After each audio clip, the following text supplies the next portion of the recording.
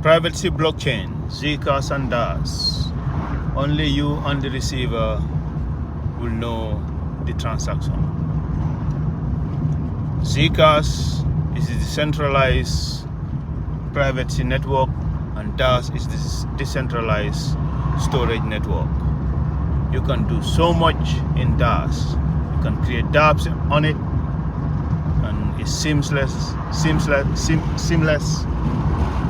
and you can transact privately in Zcash with any asset, and it's gonna be seamless.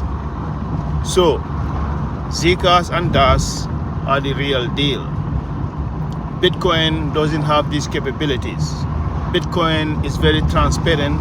Zcash and DAS are the real cryptocurrencies because they are fungible in that sense. So, peace out.